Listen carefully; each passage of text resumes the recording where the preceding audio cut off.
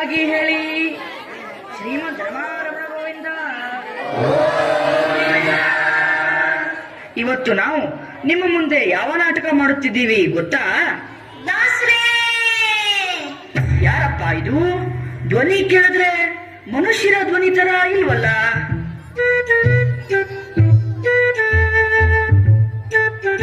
ಯಾರು ನೀನು? ನಾನು ಅಳಿಲು. ಏ ಅಳಿಲು? ಎಲ್ಲಾದ್ರೂ ಹೋಗಿ ನಟ್ಸು ಗಿಟ್ಸು ತಿನ್ನೋ ಬದಲು ಇಲ್ಲೇ ಮಾಡ್ತಾ ಇದೀಯಾ? ಒಂದ್ಸಲ ನಾನು ಸಮುದ್ರದ ಹತ್ರ ಓಡಾಡ್ಬೇಕಾದ್ರೆ ಕೂತಿಗಳೆಲ್ಲ ಸಮುದ್ರಕ್ಕೆ ಕಲ್ಲು ಹಾಕ್ತಿದ್ರು. ಕತೆ ಹೇಳ್ಬೇಕು ಅಂತ ನಾನ್ ಬಂದಿದ್ದೀನಿ, ನೀನ್ ನೋಡಿದ್ರೆ ಕೋತಿ ಚೇಷ್ಟೆ ಬಗ್ಗೆ ಹೇಳ್ತಾ ಇದೆಯಲ್ಲ. ನಾನು ಕೋತಿ ಚೇಷ್ಟೆ ಅಂತಾನೆ ಅನ್ಕೊಂಡೆ ದಾಸ್ರೆ. ಆದ್ರೆ ಕೋತಿಗಳನ್ನ ಕೇಳಿದ್ರೆ ಅವ್ರು ಏನಂದ್ರು ಗೊತ್ತಾ? ಏನ್ ಹೇಳಿದ್ರು? ನಾವು ಸೇತುವೆ ಕಟ್ತಾ ಇದೀವಿ ಅಂದ್ರು. ಆಮೇಲೆ ನಾನು ಕೂಡ ಸಹಾಯ ಮಾಡ್ದೆ. ಆಗ ಒಬ್ರು ಬಂದು ನನ್ ಮೈ ಸವರಿದ್ರು. ಆಗಿಂದ ನನ್ ಬೆತ್ತಲೆ 3 ಪಟ್ಟಿ ಬಂದ್ಬಿಟ್ಟಿದೆ. ಓಹೋ, ನೀನು ರಾಮಾಯಣದ ರಾಮಸೇತು ಪ್ರಸಂಗದ ಬಗ್ಗೆ ಹೇಳ್ತಾ ಇದೀಯಾ? ಅವ್ರು ಯಾರು ಏನು ಅಂತ ಒಂದ್ ಸ್ವಲ್ಪ ಹೇಳ್ತೀಯಾ? ಹಾಗೆ ಆಗ್ಲಿ. ಅಯೋಧ್ಯೆಯಲ್ಲಿ ಮಹಾರಾಜ ದಶರಥ ಮತ್ತು ಮಹಾರಾಣಿ ಕೌಶಲ್ಯ ಅವರಿಗೆ ಹುಣ್ಣಿಮೆ ಚಂದ್ರನಂತೆ ಕಂಗೊಳಿಸುವ ರಾಮಚಂದ್ರ ಅವತರಿಸಿದ. ಕೌಶಲ್ಯ ಕೌಶಲ್ಯ, ಈ ಹೆಸರು ಎಲ್ಲೋ ಕೇಳ್ದಂಗಿದೆಯಲ್ಲ. ಏ ಅಳಿಲು, ದಿನ ಬೆಳಿಗ್ಗೆ ಸುಪ್ರಭಾತ ಕೇಳಿಲ್ವಾ? ಕೌಶಲ್ಯ ಸುಪ್ರಜಾ ರಾಮ ಅಂತ. ಅಷ್ಟೇ ಅಲ್ಲ, ಅವತ್ತು ನಾನು ಈ ಕಡೆ ಬರ್ಬೇಕಾದ್ರೆ ತಲೆ ಎತ್ತಿ ನೋಡಿದಾಗ ಬಣ್ಣ ಬಣ್ಣ ತಾರಸಿ ಕಾಣಿಸ್ತು. ಮಕ್ಕಳು ಖುಷಿ ಖುಷಿಯಾಗಿ ಆಡ್ತಾ ಇದ್ರು, ಓಡ್ತಾ ಇದ್ರು, ಓದ್ತಾ ಇದ್ರು, ನೀರಲ್ಲಿ ಈಜ್ತಾ ಇದ್ರು. ಏನು ಅಂತ ಕೇಳಿದ್ರೆ ಇದು ಚಿತ್ರಕೂಟ ಕೌಶಲ್ಯ ಅಂದ್ರು. ನಿಜ, ಇವತ್ತು ನಾವು ಅಲ್ಲೇ ಇದ್ದೀವಿ. ಚಿತ್ರಕೂಟ ಅಂದಿಲ್ಲ, ಅಲ್ಲಿಂದಾನೆ ನನ್ ಕತೆ ಶುರು ಮಾಡ್ತೀನಿ. ವನವಾಸ ಶುರು ಮಾಡಕ್ಕೆ ರಾಮ, ಸೀತಾ, ಲಕ್ಷ್ಮಣರು ಚಿತ್ರಕೂಟಕ್ಕೆ ಬಂದ್ರು. ಭರತ ಕೂಡ ಅಲ್ಲಿಗೆ ಬಂದು ತನ್ನ ಅಣ್ಣನನ್ನು ಹಿಂದಕ್ಕೆ ಕರೆದುಕೊಂಡು ಹೋಗಕ್ಕೆ ನೋಡ್ದ. ಆದ್ರೆ ಅವರು ಒಪ್ಲಿಲ್ಲ. ಮುಂದೆ ಅವರು ಪಂಚವಟಿ ಅನ್ನೋ ಕಾಡಿಗೆ ಬಂದ್ರು. ಲಕ್ಷ್ಮಣ, ಅಣ್ಣ ಸ್ವಲ್ಪ ವಿಶ್ರಾಂತಿ ತೆಗೆದುಕೋ ತಮ್ಮ. ಇಲ್ಲ ಅಣ್ಣ, ಯಾರಾದರೂ ಈ ಕಡೆ ಬರಬಹುದು. ಮತ್ತೆ ಆ ಶೂರ್ಪಣಕ್ಕೆ ಬರಬಹುದು ಎಂದು ಯೋಚಿಸುತ್ತಿದ್ದೀಯಾ ಲಕ್ಷ್ಮಣ?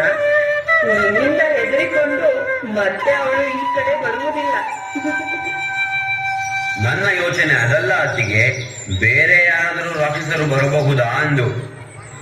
ತಮ್ಮ ಸ್ವಲ್ಪ ಹೊತ್ತು ಕುಳಿತುಕೋ, ವಿಶ್ರಾಂತಿ ತೆಗೆದುಕೋ ಬಾ. ಹಾಗೆ ಆಗಲಿ ಅಣ್ಣ.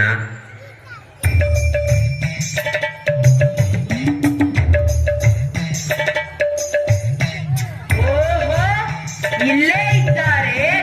ನನ್ನ ಕರಾಮತ್ತು ಪ್ರಾರಂಭಿಸುತ್ತೇನೆ.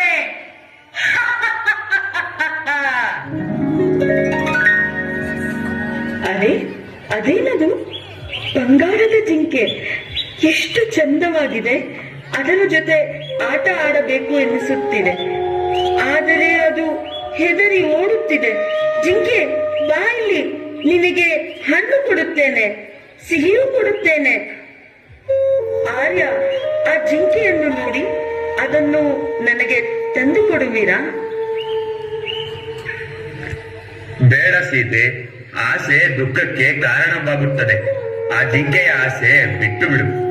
ಇಲ್ಲ ಆರ್ಯಪುತ್ರ, ನೀವಿಬ್ಬರು ಕಾಡಿನಲ್ಲಿ ಹಣ್ಣು, ಗೆಡ್ಡೆ, ಗೆಣಸು ತರಲು ಹೊರಟು ಹೋಗುತ್ತೀರಾ.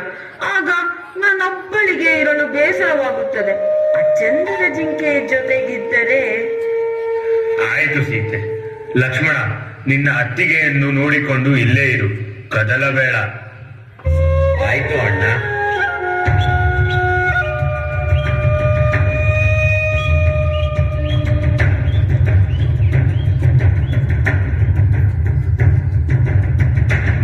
ಲಕ್ಷ್ಮಣ,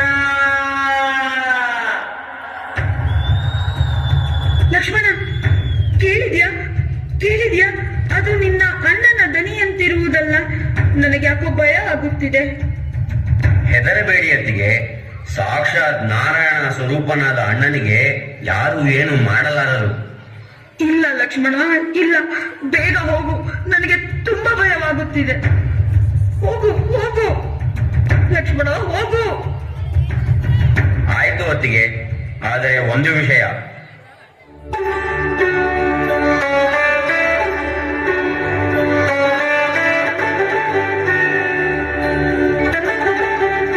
ನೀವು ಯಾವುದೇ ಕಾರಣಕ್ಕೂ ಈ ಗೆರೆಯನ್ನು ದಾಟಬೇಡಿ. ನಾನಿನ್ನು ಹೋಗುತ್ತೇನೆ.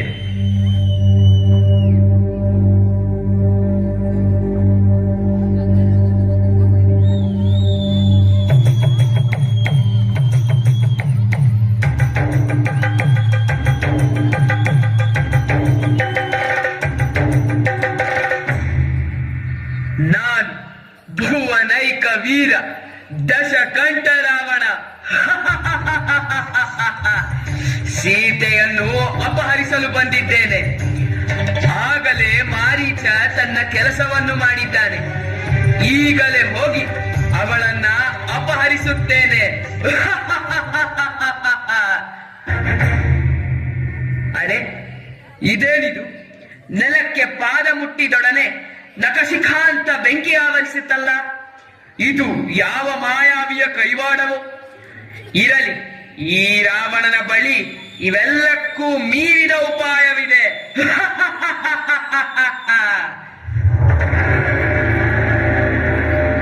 ಭವತಿ ಭಿಕ್ಷಾಂ ದೇಹಿ. ಪೂಜ್ಯರೇ, ಹೀಗೆ ಬನ್ನಿ. ಬಾಲೆ, ನಾವು ಸರ್ವಸಂಗ ಪರಿತ್ಯಾಗಿಗಳು, ಹಾಗೆಲ್ಲ ನಾವು ಒಳಗೆ ಬರುವುದಿಲ್ಲ. ಬಾಲೆ, ನಿನ್ನ ಭಿಕ್ಷೆ ಏನಿದ್ದರೂ ಇಲ್ಲೇ ತಂದು ಹಾಕು. ಆದರೆ ಲಕ್ಷ್ಮಣ ಈ ಗೆರೆಯನ್ನು ದಾಟಬೇಡಿ ಎಂದು ಹೇಳಿದ್ದಾನಲ್ಲ. ಬಾಲೆ, ನಿನಗೆ ಭಿಕ್ಷೆ ನೀಡಲು ಮನಸ್ಸಿಲ್ಲದಿದ್ದರೆ ಹೇಳಿಬಿಡು. ಬಂದ ದಾರಿಗೆ ಸುಂಕ ಇಲ್ಲವೆಂದು ಹೊರಟು ಹೋಗುತ್ತೇನೆ. ಕ್ಷಮಿಸಿ ಪೂಜ್ಯರೇ. ಇದೇನಾ ನಿನ್ನ ತಂದೆ ತಾಯಿಗಳು ಹೇಳಿಕೊಟ್ಟಿರುವ ಒಳ್ಳೆಯತನ? ಇರಲಿ ಬಿಡು, ನಾನು ತೆರಳುತ್ತೇನೆ. ಇಲ್ಲಿ ಪೂಜ್ಯರೇ, ನಾನೇ ನಿಮ್ಮಲ್ಲಿಗೆ ಬರುತ್ತೇನೆ.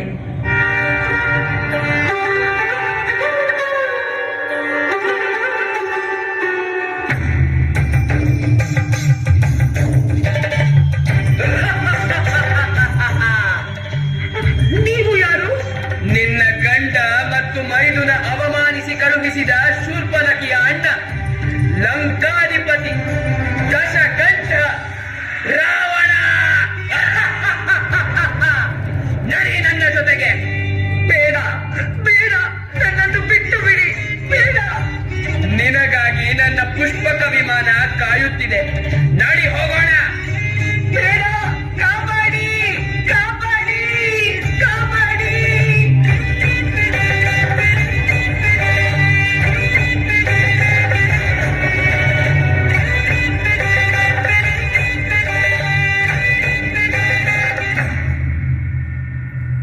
ಅಯ್ಯೋ ಪಾಪ, ಯಾರು ಸೀತಾಮಾತೆಗೆ ಸಹಾಯ ಮಾಡಕ್ ಬರ್ಲಿಲ್ವಾ? ಪಕ್ಷಿರಾಜ ಜಟಾಯು ರಾವಣನನ್ನು ತಡೆಯಲು ಯತ್ನಿಸಿದ.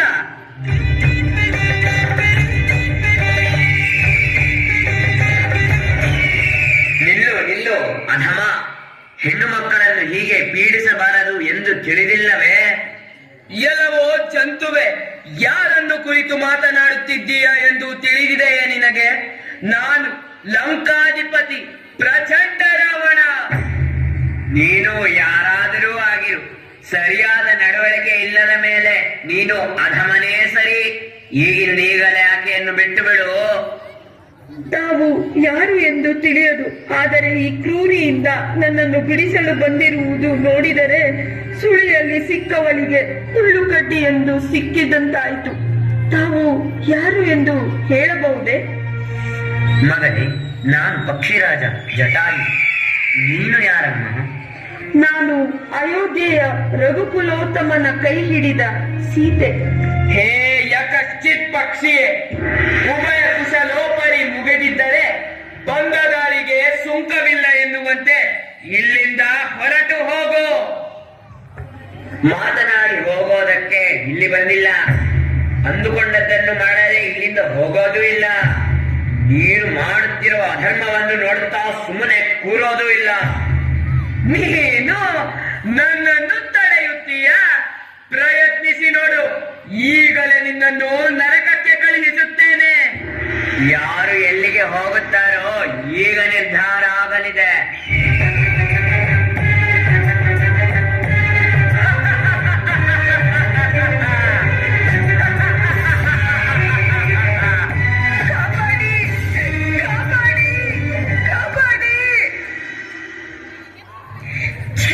ಪಾಪ, ಮುಂದೇನಾಯ್ತು? ಅತ್ತ ಕಡೆ ರಾಮ ಮತ್ತು ಲಕ್ಷ್ಮಣ ಸೀತೆಯನ್ನು ಹುಡುಕುತ್ತಾ ಕಿಷ್ಕಿಂಧೆಗೆ ಬಂದರು. ಅಲ್ಲೇನಾಯ್ತು? ರಾಮನಿಗೆ ಸಹಾಯ ಮಾಡುವ ಒಂದು ದೊಡ್ಡ ದಂಡೇ ಸಿಕ್ಕಿತು. ಯಾರದು? ಅಗೋ, ಅವರೇ ಬರುತ್ತಿದ್ದಾರೆ.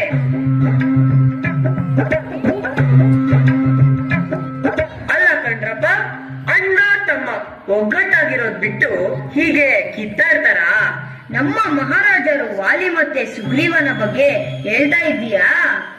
ವಾಲಿ ಪರಾಕ್ರಮಿ, ಅವರನ್ನೇ ರಾಜ ಅಂತ ಒಪ್ಕೊಂಡು ಮುಂದುವರಿಬೇಕು. ವಾಲಿ ಮೋಸ ಮಾಡಿ ತಮ್ಮ ಸುಗ್ರೀವನನ್ನು ಓದಿಸಿ ರಾಜ ಆದವನು. ನಿಜ ಹೇಳ್ಬೇಕು ಅಂದ್ರೆ ಸುಗ್ರೀವನೇ ನಮ್ಮ ರಾಜ ಆಗ್ಬೇಕು. ಇಲ್ಲ ಇಲ್ಲ, ವಾಲಿನೇ ರಾಜ ಆಗ್ಬೇಕು. ಇಲ್ಲಪ್ಪ, ಸುಗ್ರೀವನೇ ರಾಜ ಆಗ್ಬೇಕು. ವಾಲಿ ಸುಗ್ರೀವ, ವಾಲಿ ಸುಗ್ರೀವ, ವಾಲಿ ಸುಗ್ರೀವ. ಏಯ್ ಏಯ್ ಏಯ್, ಸುಮ್ಮನಿರಲೆ, ಕಿತ್ತಾಡ್ಬೇಡಿ.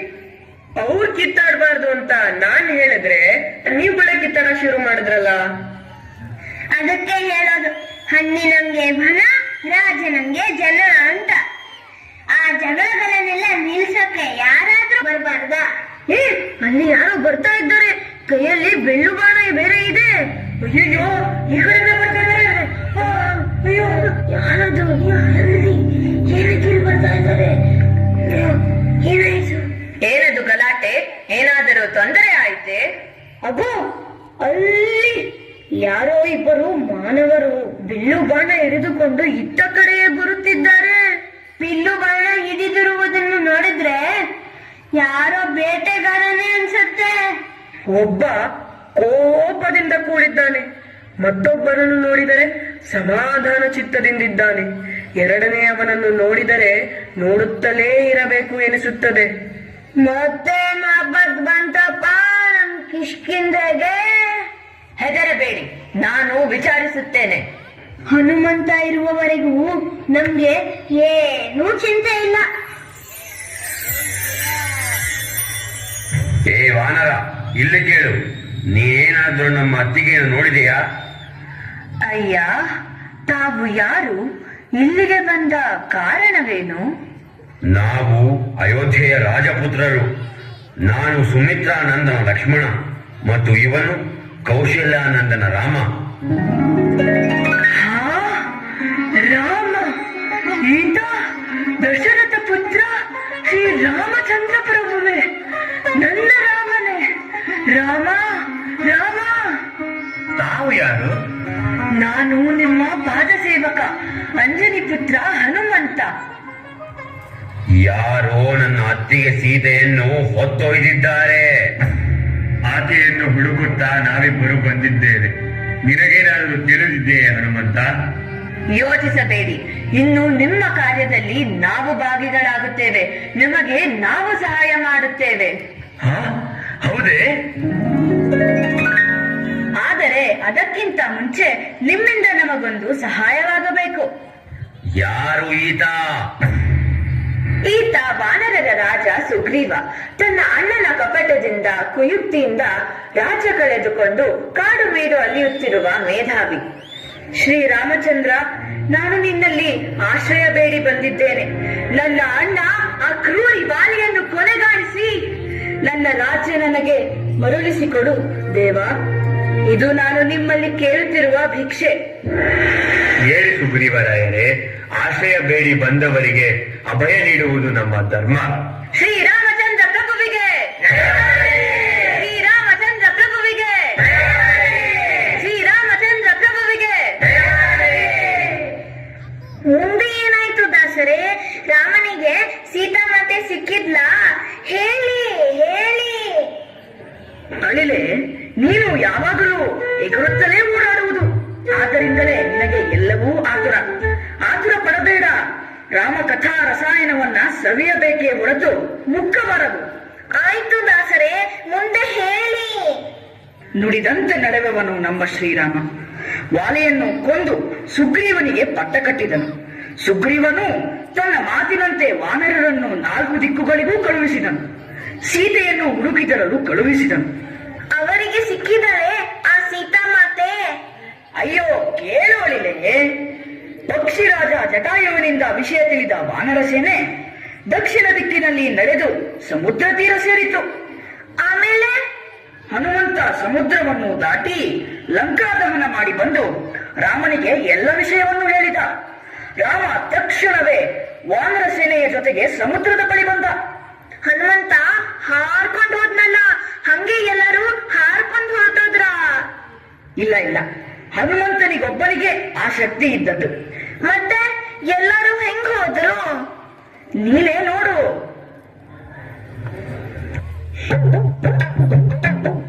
ಈ ಸಮುದ್ರವನ್ನು ಹೇಗಪ್ಪ ದಾಟೋದು? ಬಂಡೆಗಳನ್ನ ಸಮುದ್ರದಲ್ಲಿ ಹಾಕೋದು, ಸೇತುವೆ ಕಟ್ಟೋದು, ಅದರ ಮೇಲೆ ನಡ್ಕೊಂಡು ಹೋಗ್ತಾ ಇರೋದು ಅಷ್ಟೇ. ಆದ್ರೆ ಸಮುದ್ರ ತುಂಬಾ ಆಳ ಇರಲ್ವಾ? ಎಷ್ಟೊಂದು ಬಂಡೆಗಳು ಬೇಕಾಗಲ್ವಾ?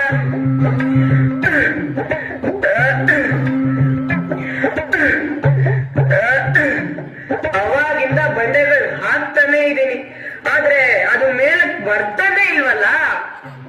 ತುಂಬಾ ತುಂಬಾ ತುಂಬಾ ಬಂಡೆಗಳು ಬೇಕಾಗುತ್ತೆ. ತುಂಬಾ ತುಂಬಾ ತುಂಬಾ.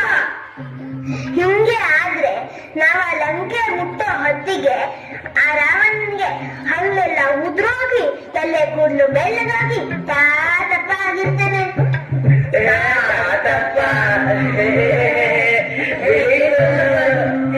ಬರೀ ಬರೀ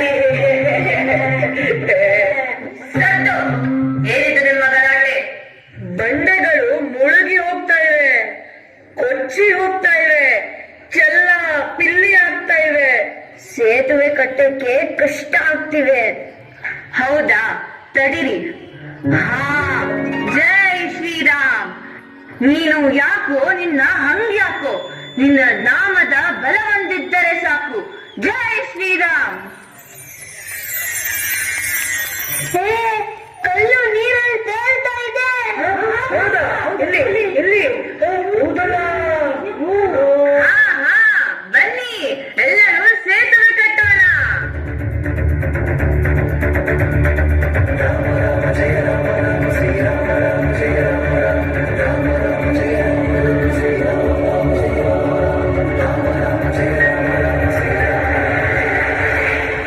ಇಲ್ಲಿಂದ ಲಂಕೆಯ ತನಕ ಸೇತುವೆ ತಯಾರಾಯ್ತು. ಶ್ರೀರಾಮಚಂದ್ರನಿಗೆ ಜಯವಾಗಲಿ. ಶ್ರೀರಾಮಚಂದ್ರನಿಗೆ ಜಯವಾಗಲಿ. ವಾನರ ವೀರರೇ, ನಿಮ್ಮ ಈ ಸಹಾಯವನ್ನು ನಾನು ಎಂದೂ ಮರೆಯುವುದಿಲ್ಲ. ನಿಮ್ಮ ಈ ಕೈಂಕರ್ಯವನ್ನು ಲೋಕವೇ ಕೊಂಡಾಡಲಿ. ಪ್ರಭು, ಈ ಸೇತುವೆಯನ್ನು ಕಟ್ಟಿದ್ದು ಬರೀ ವಾನರರೇ ಅಲ್ಲ, ಅಗೋ ಪುಟ್ಟ ಅಳಿಲೂ ಜೊತೆಗೂಡಿತು. ಮುದ್ದು ಅಡಿರೆ, ಬಾಯಿಲಿ. ನಿನ್ನ ಈ ಋಣವನ್ನು ನಾನು ಎಂದೂ ಮರೆಯುವುದಿಲ್ಲ ಮುದ್ದು ಅಡಿರೆ.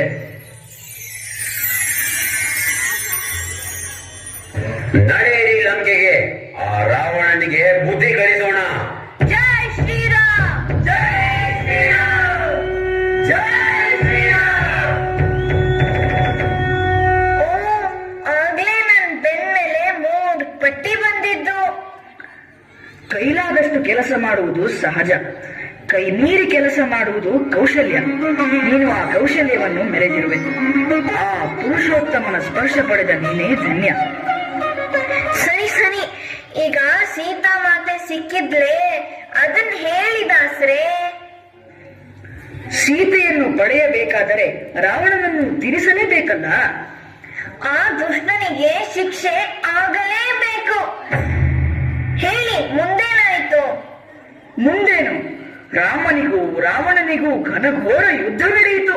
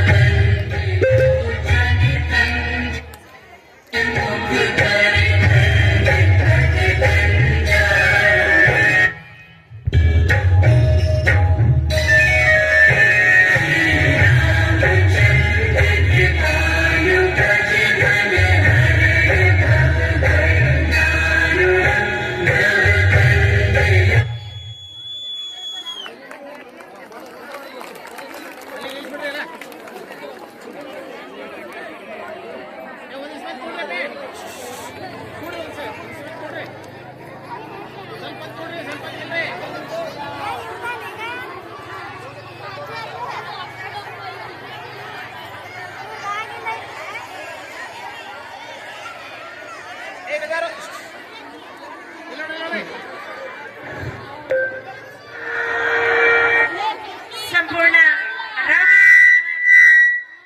ನಿಮ್ಮ ಮುಂದೆ ಬಹಳ ಸುಂದರವಾಗಿ ಪ್ರದರ್ಶಿಸಿದಂತಹ 4ನೇ ತರಗತಿಯ ವಿದ್ಯಾರ್ಥಿನಿಯರಿಗೆ ಹೃತ್ಪೂರ್ವಕವಾದಂತಹ